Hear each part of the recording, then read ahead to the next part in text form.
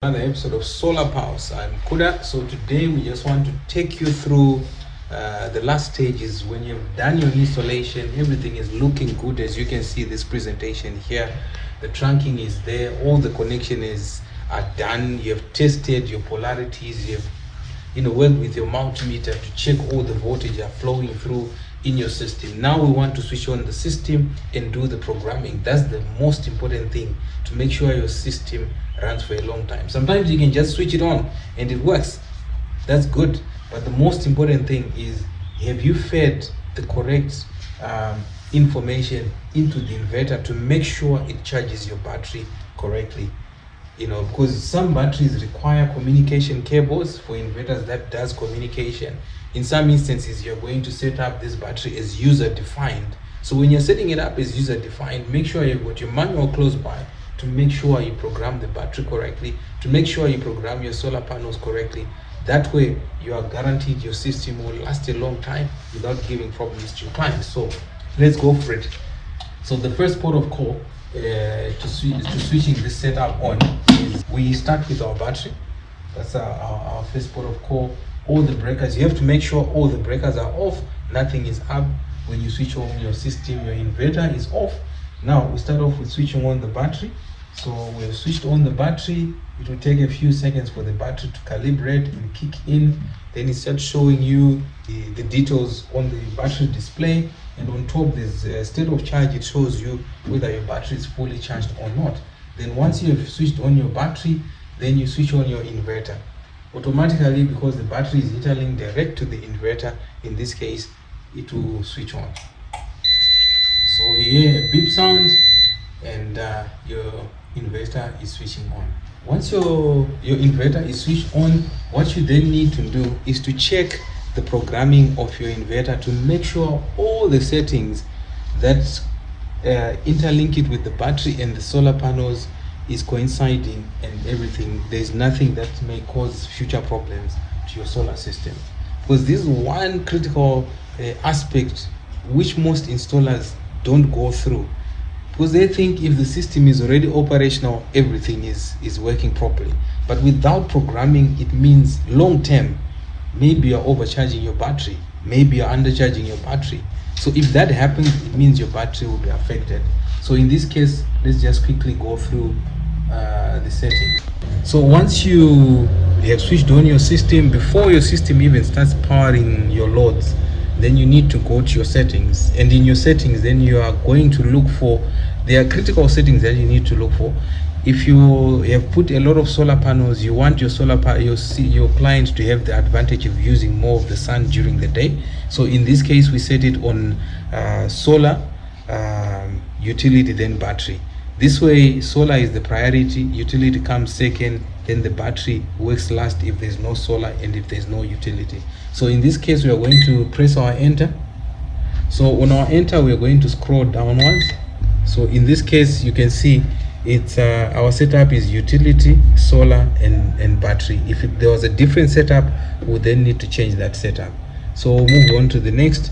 Our charge current here is set at 60.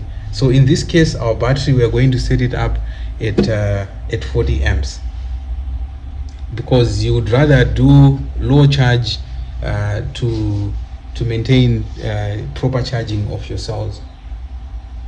So once you go there, so we set it up at 40 amps. That's our charging current for both solar and grid, because this is only a 100 Ah battery. So the range could be 30 amps or 40 amps depending on how quickly you want to charge it.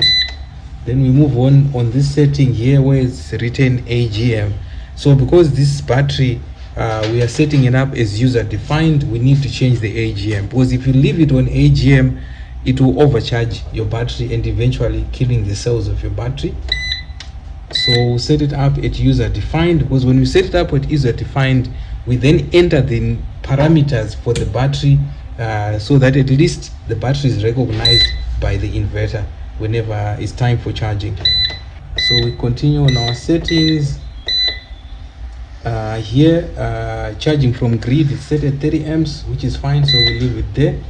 Then here the setting number 12 just represent whenever the battery is at 46, that's when your grid kicks in. So in this case, because we want our battery to always be full, so we're going to change that setting. So this setting, we usually set it at 51, so that way our battery will always be full at any given time.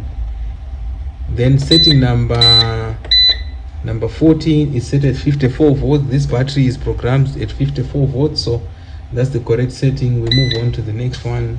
So this is our bulk charge, which is set at 56.4, which is standard. We can leave it on that setting. Then if this voltage for the battery was lower or higher, we could have changed it. This is for flooding, where your battery can get then a full charge from solar. And this one will change it because this is the cutoff. So we want our cutoff to be usually somewhere around 40, around 44 point, because if it's lower, then it drains all the power from the battery, then it causes a lot of problem when you're trying then to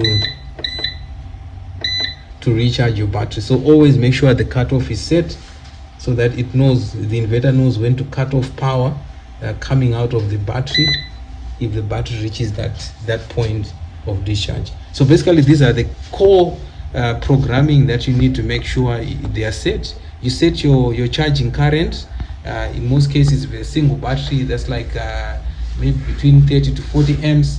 If you have two lithium battery like this, you may need to increase your charging current to 60 amps because you want them to charge fairly quicker, and etc, etc. Then you also program the user defined. If your battery has a connection cable with the inverter, then it means you need to program it according to those lithium settings. But if you're setting it as a user defined, make sure you punch in all the necessary parameters to make sure your system works very well. And the other thing to look at is the bulk charge and the float charge of your system, which we've already done. So if you need to understand the parameters of your battery in order to set it up with those parameters. Then another aspect to look at is the point back. At which point does ZESA start charging that battery? You don't want your battery to deplete, then ZESA kicks in. As we all know, that sometimes you have power challenges, so you would rather make sure your battery is always fully charged at any given time. So point back to where the battery discharge is 51 volts, which is almost close to the full. So that's the best you can set up. So this is the whole process of programming the system. Once the programming is complete, now you can move on to switch on your system so that it can start powering your loads. I hope this information is going to be helpful as you set up your system and program it. Thank you.